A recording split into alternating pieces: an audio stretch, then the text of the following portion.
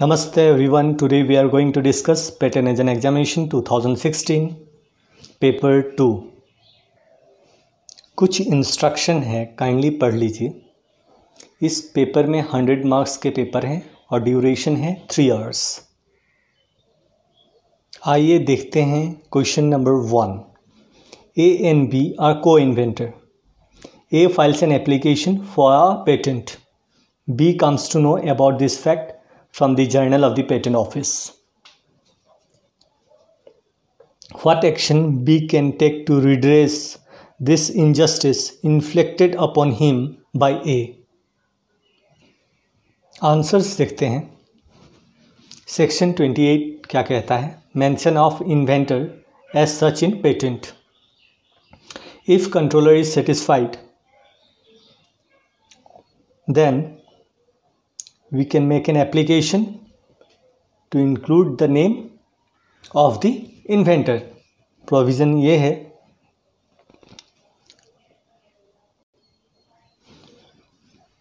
ये हम कैसे कर सकते हैं? That request shall be made in form 8. ये 800 rupees is for e-filing of natural person and startup.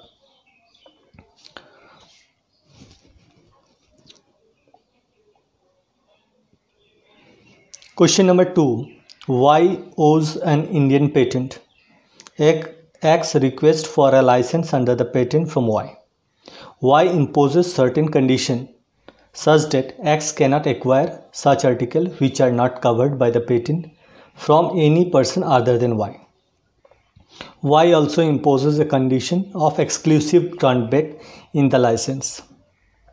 As an agent, do you think these conditions are appropriate? Please give your answer vis-a-vis the relevant provision of the Patent Act. आइए देखते हैं इसका answer. इसका answer है section 140, avoidance of certain restrictive condition. जो restrictive condition है उसको हमें अवॉइड करना चाहिए। It shall not be lawful to insert in any contract for or in relation to the sale or lease of a patented article or an article made by a patented process, or in license to manufacture or use a patented article, or in a license to work any process protected by a patent, a condition that the effect of which may be A. to require the purchaser, leaser or licensee to acquire from the vendor, lessor or licensor or his nominee, or to prohibit from acquiring or to restrict in any manner or to any extent his right to acquire from any person or to prohibit him from acquiring except from vendor, leaser or licensor. Question में जो licensor है उसने कुछ restrictive condition दिया है। वो restrictive condition यहाँ पे बोल रहा है section 140 shell not be lawful. इसमें तो ऑब्वियसली जो कंडीशंस है वो लॉफुल नहीं है। इसमें और एक चीज़ है एक्सक्लूसिव ग्रांट बैक। इसका मतलब क्या होता है? Licensee is required to disclose and transfer all improvement made in the patent during the license period.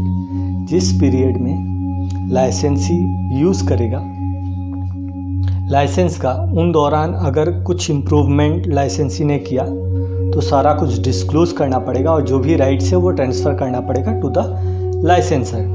तो ये भी एक रेस्ट्रिक्टिव कंडीशन है अंडर द पेटेंट एक्ट। और एक देख लेते हैं इसी के साथ coercive package licensing. Package licensing क्या होता है? लाइसेंसिंग में require more than one patent to commercialise the invention. कभी कभी एक पेटेंट में सारा चीज़ नहीं होता है तो उनको 2 या 3 पेटेंट लेना पड़ता है किसी और से, और उसके बाद कमर्शियलाइज होता है उस पेटेंटेड इन्वेंशन का। Such license with multiple patents is called as package license। उसी को कहते हैं पैकेज लाइसेंस। अगर coercive package licence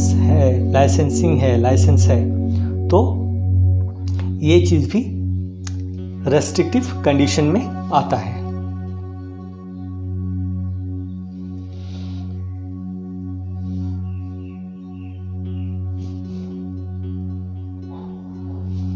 restrictive condition का और भी एक प्रोविज़न है, इसमें ये कहा जाता है in any suit for infringement it shall be a defence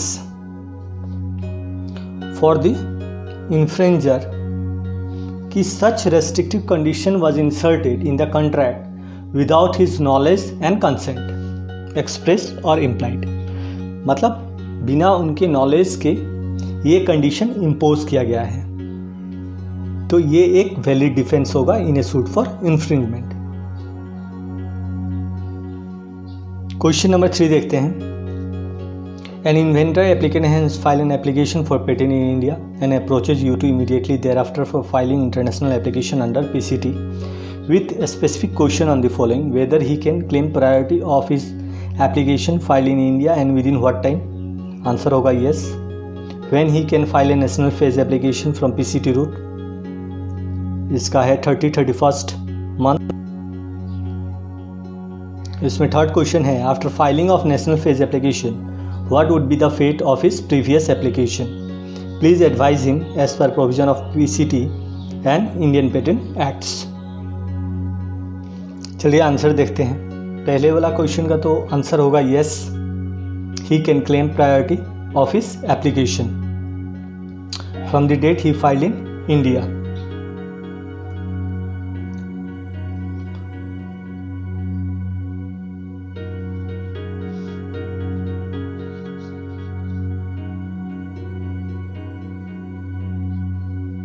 national phase application के लिए, पीसीटी नेशनल फेज एप्लीकेशन के लिए यहाँ पे है within 31st month from the date of filing claiming priority. यहाँ पे जो FAQ है IP इंडिया के वेबसाइट पे, उसमें लिखा गया है when an international application is made according to PCT designating India an applicant can file the national phase application in India within 31 months from the international filing date or priority date, whichever is earlier. PCT application का PDF available है IP India के website पे, kindly उससे पढ़ लीजिए, वो बहुत ही important document है। 3C का है filing of a national phase application within 31 months। Previous application means application that is made in India, तो वो as per procedure it will follow. Procedure क्या है? फाइलिंग होगा, patent application file in form 1, complete specification in form 2, उसमें claims abstract सारा कुछ रहेगा। उसके बाद declaration as to inventorship in form 5। Early publication के लिए हम लोग अप्लाई कर सकते हैं इन फॉर्म 9, अगर नहीं भी करते हैं फिर भी पब्लिकेशन हो जाएगा आफ्टर 18 months। उसके बाद रिक्वेस्ट फॉर एग्जामिनेशन, ये मैंडेटरी है, प्रोविज़न करना पड़ेगा इसमें, इन फॉर्म 18 अप्लाई करेंगे। फिर उसके बाद फर्स्ट एग्जामिनेशन रिपोर्ट आएगा, उसके बाद एप्लीकेशन अगर इन ऑर्डर में रहा एज पर 21 तो ग्रांट ऑफ पेटेंट मिल जाएंगे। आइए देखते हैं question number 4। Right A short notes on the benefit provided for startups and small entities under the patent rules. ये रहा आंसर। डेफिनेशन है रूल 2FA स्मॉल एंटिटी के लिए और rule 2FB for startup. Startup का वही है कि it should be less than 5 years from the initiation date और a turnover less than 25 crores in any financial year, तब उसे स्टार्टअप कहा जाता है। 2016 के अमेंडमेंट में सर्टेन बेनिफिट्स दिया गया था स्टार्टअप्स के लिए और स्मॉल एंटिटीज़ के लिए। 2 इसमें बहुत इंपॉर्टेंट चीज़ है, एक है rebate rebate in fees, 80% rebate on fees on startup, मतलब ऑलमोस्ट एक ही है fees for natural person in startup, और 50% रिबेट ऑन स्मॉल एंटिटी के लिए। ये फी स्ट्रक्चर आप देख लीजिए फर्स्ट शेड्यूल में। और सेकेंड जो है फास्टर एग्जामिनेशन प्रोसेस है फॉर स्टार्टअप, ये रूल 24C में आप देख लीजिए।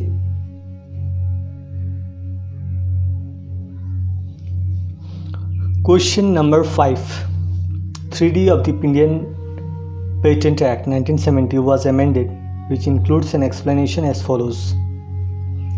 Explain the term efficacy in the light of the judgment of the Supreme Court and other relevant orders by the different courts in the matter of Novartis versus Union of India involving an anti-cancer compound। ये बहुत ही important landmark case है, Novartis versus union of India. आइए देखते हैं कुछ highlights इसके। तो supreme court ने क्या किया था, its reject a patent claim by Swiss pharma giant Novartis for its cancer drug Glivec. इसमें सेक्शन डी का जो रिक्वायरमेंट है वो रिक्वायरमेंट फुलफिल नहीं हुआ था, इसीलिए ये पेटेंट एप्लीकेशन रिजेक्ट किया गया था। यहाँ पे देखते हैं क्या लिखा हुआ है last part. The supreme court decided that the substance that Novartis sought to patent was indeed a modification of a known drug, the raw form of imatinib, which was publicly disclosed in the 1993 patent application and in scientific articles. That Novartis did not present evidence of a difference in therapeutic efficacy between the final form of Gleevec and the raw form of imatinib, and that therefore the patent application was properly rejected by the patent office and the lower court। इसमें बहुत simple से मैं लिखा हूँ, actually case का शुरुआत कैसे हुआ था। नोवार्टिस ने एप्लीकेशन फाइल किया था चेन्नई ऑफिस में in 1997 for a new form of Glivec. Intention ये था to prevent the Indian generic company to manufacture the generic drug. उसके बाद क्या हुआ, patent application was kept on hold till 2005। 1997 में एप्लीकेशन फाइल किया था, 2005 तक होल्ड पे था, क्योंकि उस समय ड्रग के लिए कोई पेटेंट नहीं था इंडिया में। उसके बाद अमेंडमेंट हुआ, but when India amended the Patent Act in 2006, the controller rejected the patent application, stating that it is the modified version of the existing drug Gleevec। उसके बाद क्या हुआ, in 2007 the Chennai High Court transferred the case, मतलब Chennai high court के पास गए। High court ने क्या किया कि एपिलेट बोर्ड को ये केस रेफर्ड किया, क्योंकि appellate board is the appropriate forum to decide the case. In 2009, the appellate board denied the patent application because the Novartis did not demonstrate that the new product was more effective than the previous one as per section 3D। 3D में बोला गया है कि efficacy उसका ज़्यादा होना चाहिए, तो वो चीज़ नोवार्टिस ने दिखाया नहीं, इसीलिए इसको रिजेक्ट किया एपिलेट बोर्ड ने। उसके बाद नोवार्टिस ने क्या किया, अपील फाइल किया in Supreme Court against the order of the appellate board. Supreme Court uphold the decision of the appellate board, मतलब जो अपीलेट बोर्ड का डिसीजन है उसको अपहोल्ड किया, उसको राइट करार दिया गया इन सुप्रीम कोर्ट। इसके बारे में इन डिटेल्स अगर जानना हो तो आप लोग गूगल पे सर्च कर सकते हैं, नोवार्टिस पेटेंट केस, इतना लिखने से हो गया। उसके बाद बहुत सारा वेबसाइट आएगा, लीगल वेबसाइट आएगा, वहाँ पे जाके आप पढ़ सकते हैं इसके बारे में। इनफैक्ट विकिपीडिया पे भी बहुत अच्छी तरीके से दिया गया है। Question number 6, A invent a medicine which is a combination of component A, B and C। Component C is a powder of herbs which occurs in hilly terrain of Assam and adjoining areas. As a patent agent, advise him regarding the essential procedure and substantial aspect of patenting of such combination। ये है answer. A, B and सी, सी पता है, ए और B हमें क्या है पता ही नहीं। सो हमें क्या क्या प्रोविज़न देखना है, अभी प्रोविज़न देखना है what are not invention, section 3, section 3 के सेक्शन पी में। An invention which in effect is traditional knowledge और विच इज एन एग्रीगेशन और duplication of a non properties of a traditionally known components और components is not patentable. ये हम लोग ने देख लिया।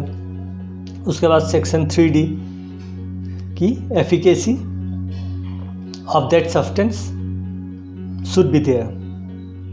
सेक्शन 3E में क्या है, a substance obtain by a mere admixture resulting only in the aggregation. अगर ए, बी एंड सी का प्रॉपर्टीज, सारा प्रॉपर्टीज अगर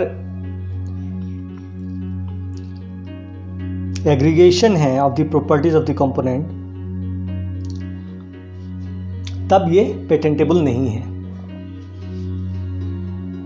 तो हमें सिर्फ इन सेक्शनों को डिस्कस करना है, और अगर invention does not fall in this category then we may proceed for filing a patent application.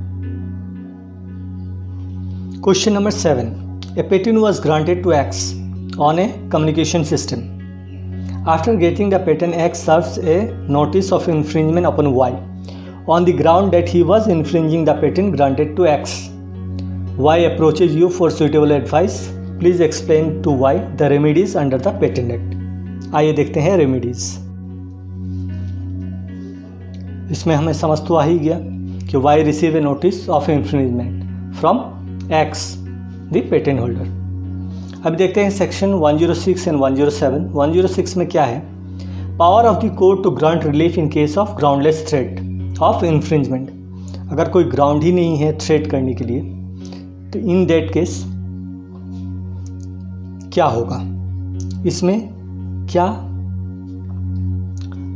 हम लोग के पास रिलीफ है। हम क्या कर सकते हैं, हम कोर्ट केस एक सूट फाइल कर सकते हैं जिसमें a declaration to the effect that the threats are unjustifiable, या एक इंजंक्शन हम लोग इंजंक्शन के लिए फाइल कर सकते हैं against the continuance of the threat, और such damages if any as he may sustain, या डैमेजेस फाइल कर सकते हैं जैसे मॉनेटरी लॉस हुआ उसके लिए। तो ये सब ऑप्शन है हमारे पास इन case of groundless threat.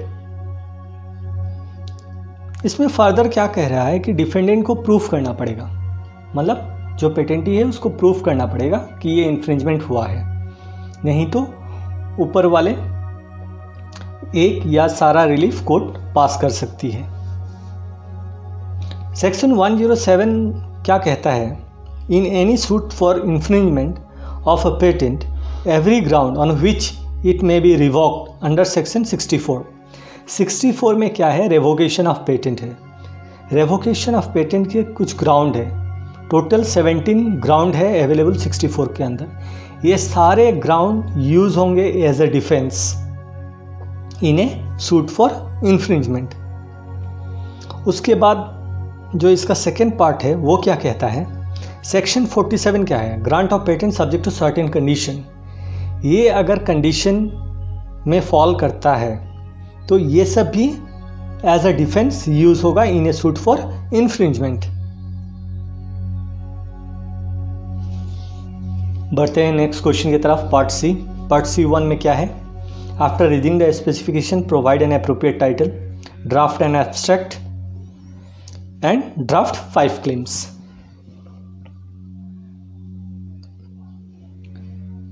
Pause करके पढ़ लीजिए। फर्टिलाइजर के ऊपर है।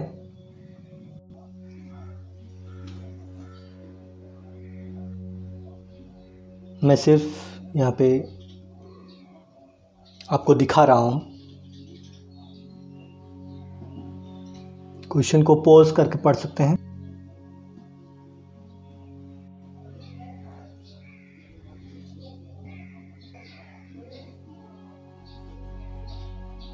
देखने में थोड़ा लेंदी है। आइए देखते हैं अब इसका आंसर कैसे लिखना है हमें।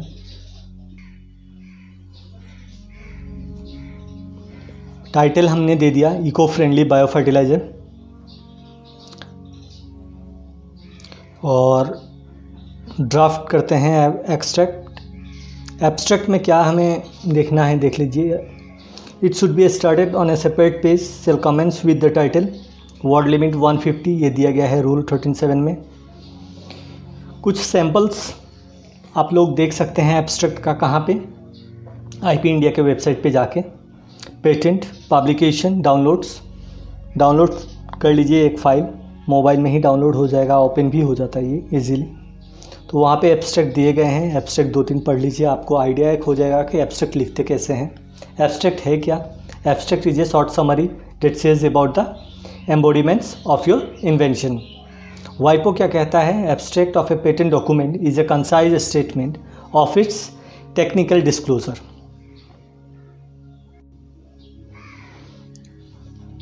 यहाँ पे थोड़ा सा लिख के मैं बताया हूँ, देखिए। The invention is a unique composition of biofertiliser which consists of probiotic bacillus bacteria and decontaminated manure and preferably humic acid and optionally one or more of nitrogen compounds, phosphorus compound and potassium compound and combination of 2 or more of these compounds. It may be a granular or powder or product।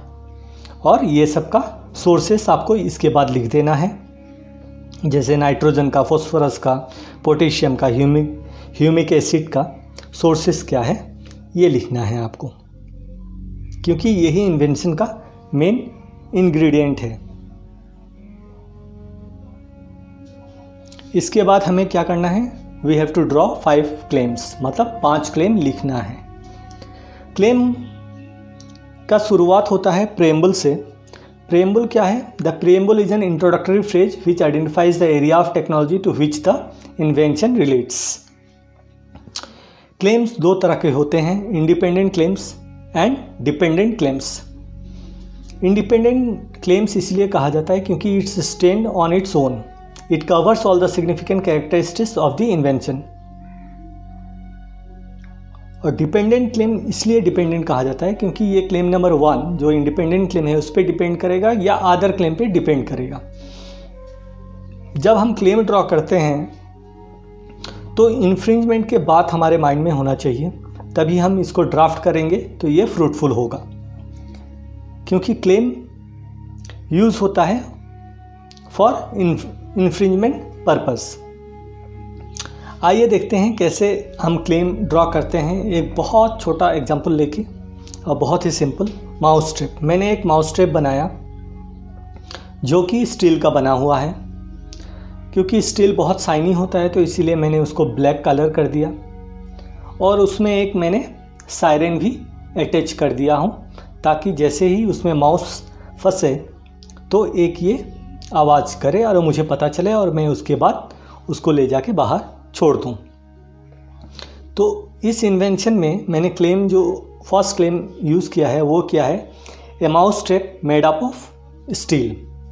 क्योंकि बाकी सब mouse trap जितने भी हैं वो steel के बने नहीं होते हैं, वो तार के बने होते हैं, काफ़ी वीक होते हैं, टूट जाते हैं, रस्टिंग होता है। पर मैंने जो बनाया वो स्टील का बनाया, तो इसका मजबूती ही इस इन्वेंशन का एसेंशियल क्राइटेरिया है। सेकेंड क्लेम मैं कर रहा हूँ कि it should be in black in colour, क्योंकि ये शाइनी है तो इसलिए मैंने इसको ब्लैक कर दिया। और थर्ड क्लेम क्या है कि इसमें सायरन अटैच है। कभी कभी क्या होता है कि ड्यूरिंग एग्जामिनेशन हम बहुत सारे क्लेम लूज़ कर जाते हैं, क्योंकि ऐसा अगर माउस ट्रैप है जिसको ब्लैक इन कलर ऑलरेडी मिला हुआ है पेटेंट, तो मेरा क्लेम नंबर 2 यहाँ से हट जाएगा। या ऐसा कोई माउस ट्रैप जिसमें ऑलरेडी सायरन लगा हुआ हो तो क्लेम 3 भी मेरा हट जाएगा। तो जितने हम क्लेम ड्रॉ कर सकते हैं उतने ही हमारे लिए अच्छा होता है। अब जो हमारे पास इन्वेंशन है उसके रिलेटेड हम लोग क्लेम देखते हैं, क्या क्लेम कर सकते हैं हम लोग। क्लेम नंबर 1 में we claims the biofertiliser composition consist of probiotic bacillus bacteria and decontaminated manure and preferably humic acid and optionally 1 or more nitrogen P compound and K compound and combination of 2 or more of these compounds. Decontaminated manure is derived from the group consist of chicken or swine manure, Humic acid derived from lignite and compound from the group consist of urea, ammonia, ammonium sulfate, ammonium nitrate, ammonium phosphate, calcium nitrate, potassium nitrate, sodium nitrate. P compounds are selected from a group consist of ammonium phosphate, superphosphate and so on. K compounds are selected from a group consisting of KCl, potassium sulfate, potassium nitrate and so on. यानी कि sources सारे लिखने हैं। तो हम claim 1 में क्या करेंगे, इसका कंपोजिशन एंड सोर्सेस क्लेम 1 में हम लोग क्लेम फाइल करते हैं। क्लेम 2 में हम क्लेम करते हैं जब वायबल प्लेट काउंट कितना है वो क्लेम 2 में क्लेम हमने किया। क्लेम 3 में क्या करते हैं हम लोग कि ये जो फर्टिलाइज़र है इस किस फॉर्म में अवेलेबल है, ये ग्रेनुलर प्रोडक्ट है, पाउडर प्रोडक्ट है, तो ये भी हम क्लेम कर सकते हैं। क्लेम नंबर 4 में डीकंटेमिनेटेड मेथड जो प्रोसेस है वो पेटेंटेड है इन यूएस, इसके बारे में लिख सकते हैं कि ये ऑलरेडी प्रोसेस पेटेंटेड है और ये हम लोग यहाँ पे क्लेम करते हैं। और क्लेम 5 में जो स्पेसीज है प्रोबायोटिक बैसिलस बैक्टीरिया का, उसके बारे में लिखते हैं कि ये स्पेसिफिक बैक्टीरिया है जो कि एनहेंस करता है फर्टिलाइज़र का क्वालिटी। तो हम क्लेम्स ऐसे बना सकते हैं। और पार्ट में है क्वेश्चन नंबर 9, इन्वेंशन है ये लॉन स्प्रिंकलर्स के ऊपर।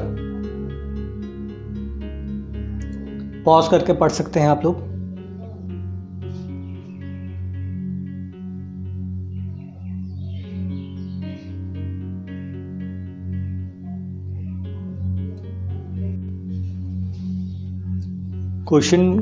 इस क्वेश्चन में फिगर का रेफरेंस दिया गया है, फिगर इंक्लूडेड है इस क्वेश्चन में।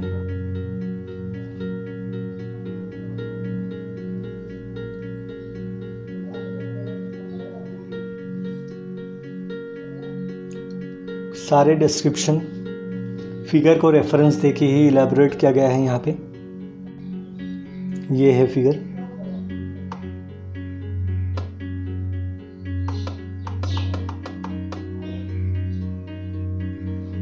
इस क्वेश्चन में सिर्फ मैं बता देता हूँ कैसे अप्रोच करना है, क्योंकि बहुत लेंदी हो जाएगा पेपर ये नहीं तो।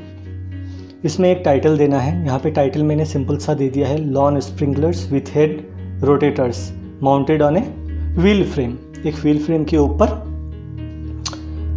लॉन स्प्रिंकलर लगा हुआ है और उसके ऊपर है एक रोटेटर जो कि रोटेट करते रहता है as per the pressure of the water. अब इसमें हमें क्लेम्स में लिखना क्या है, क्लेम्स में लिखना पड़ेगा composition and the various article attach to it, मतलब लॉन स्प्रिंकलर के जितने भी पार्ट्स हैं उसके रोटेटर सारे कुछ के ऊपर लिखना पड़ेगा। उसके बाद लिखना पड़ेगा कैसे ये फंक्शन करता है। The active force of the stream leaving the nozzle causes the cup 32 of the head to rotate, direction of rotation is immaterial. उसके बाद हमें जितने भी क्लेम्स लिखने होंगे उस क्लेम्स में हमें रेफरेंस लेना पड़ेगा फिगर का। आइए देखते हैं नेक्स्ट पार्ट C2। इसमें हमें क्या करना है, draft a complete specification with at least 1 claim and title for any of the following description for filing in the Indian patent office. आइए देखते हैं क्वेश्चन जो है वो है invention relates to pharmaceutical drug के ऊपर है। पॉज करके क्वेश्चन पढ़ लीजिए। सेकेंड पेपर इन चीज़ों के लिए लेंदी हो जाता है, क्वेश्चन ही बहुत बड़े रहते हैं 2-3 पेजेस का, इसलिए टाइम मैनेजमेंट बहुत इंपॉर्टेंट रोल प्ले करता है while answering paper 2।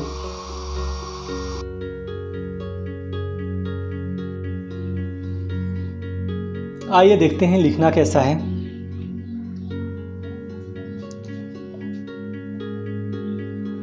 Complete specification में कुछ हेडिंग्स हैं। आइए हेडिंग्स के बारे में बात कर लेते हैं। पहले सबसे पहले क्या होता है इसमें टाइटल। नॉर्मली ये होते हैं 15 वर्ड्स के, मतलब विदिन 15 वर्ड्स आपको लिखने होते हैं, ज़्यादा लंबा नहीं कि 2-3 लाइन का टाइटल ही लिख दिया आप। उसके बाद नेक्स्ट आता है field of invention, by technical field कहा जाता है। इसमें scope and the subject matter और the nature of the invention लिखा जाता है। Background of the invention, background art मतलब प्रायर आर्ट, पहले क्या था, आपने क्या इम्प्रूवमेंट किया, वो लिखना है यहाँ पे। ऑब्जेक्ट ऑफ द इन्वेंशन मतलब एडवांटेजेस क्या है, पहले से अभी जो इन्वेंशन मैंने लाया है इसमें पॉजिटिव पॉइंट्स क्या है, solution of the existing problem. उसके नेक्स्ट हेडिंग आता है समरी ऑफ द इन्वेंशन, इसमें ओवरव्यू लिखना होता है। डिस्क्रिप्शन ऑफ द ड्राइंग, ये ऑप्शनल है इन केस आपका अगर इन्वेंशन में ड्राइंग इंक्लूडेड है तभी इसका रेफरेंस देना है। Detail description of the invention, disclosure of the invention, इसमें इन डिटेल्स सारा कुछ देना होता है जो हमारे इन्वेंशन में है। उसके बाद लिखना होगा इंडस्ट्रियल एप्लीकेबिलिटी। उसके बाद आते हैं क्लेम्स में, हमें क्लेम्स लिखना पड़ेगा जो कि स्टार्ट होता है प्रेम्बल से। उसके बाद एब्स्ट्रैक्ट, बता चुका हूँ पेपर के पहले में ही, एब्स्ट्रैक्ट 150 वर्ड्स का होता है, ये टाइटल के साथ शुरुआत होगा। और deposition, model and simple optional है, अगर कंट्रोलर रिक्वेस्ट करते हैं तो मॉडल और सिंपल देना पड़ेगा। और अगर डिपोजिशन कोई बायोलॉजिकल मटेरियल है, माइक्रो ऑर्गेनिजम्स है, फिर उसको आपको डिपॉजिट करना पड़ेगा। यहाँ पे मैंने टाइटल दे दिया oral pharmaceutical drug for release of biologically active ingredients in the colon. अब जैसे हम पढ़ते जाएंगे हर पैराग्राफ में कुछ ना कुछ रहेगा, उसको हमें मार्क करना है। Para 2 is the background of the invention, यहाँ पे para 1 and para 3 is the object and field of invention. Mark the para S पर फॉर्म 2 और the headings of A complete specification, क्या क्या हेडिंग्स में कौन सा पैरा आएगा आप वहीं पे मार्क कर लीजिए उसको। उसके बाद आपको क्लेम्स ड्रॉ करना है। क्लेम्स में हम कंपोजिशन ले लेंगे इन क्लेम्स 1, क्योंकि ये एक मेडिसिन है, एक ड्रग है, सो कंपोजिशन इज़ वेरी इंपॉर्टेंट कि किस चीज़ से ये बनाया गया है। क्लेम्स 2 एंड क्लेम्स 3 में इसका यूनिक फीचर ले सकते हैं, जैसे पीएच वैल्यू है इन्वेंशन का कि कौन सा पीएच वैल्यू पे ये ज़्यादा इफ़ेक्टिव होगा, या पीएच वैल्यू कहाँ कहाँ कंसीडर किया गया है, तो वो सब हम क्लेम में यूज़ कर सकते हैं अपने। आइए क्विकली देखते हैं नेक्स्ट क्वेश्चन। ये एक साइकिल टायर टूल है, मतलब इसमें साइकिल के टायर निकालने के लिए जो एक लीवर होता है, वैसे ये मॉडिफाइड लीवर एक है, इसके ऊपर सारा इन्वेंशन है। इस इन्वेंशन में फिगर इंक्लूडेड है, इसलिए रेफरेंस दिया गया है सारे फिगर्स के ऊपर।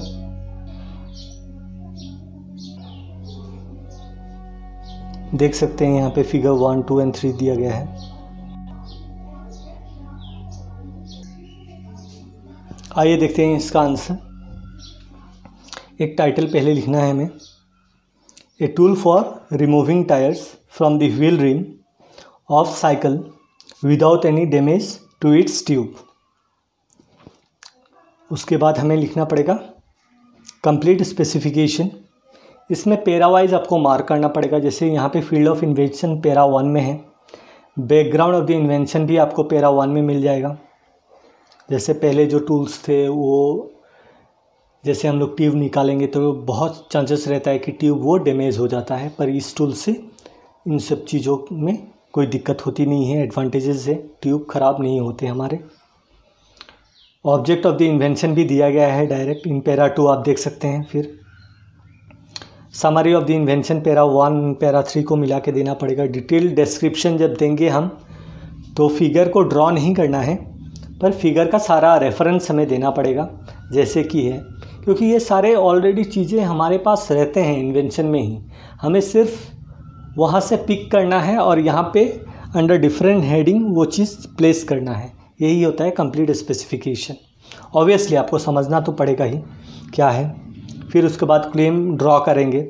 क्लेम जब हम लोग ड्रॉ करेंगे तो फर्स्ट जो क्लेम होता है वो बहुत इंडिपेंडेंट क्लेम कहते हैं, मतलब उसमें सारा वो चीज़ हमें देना होता है।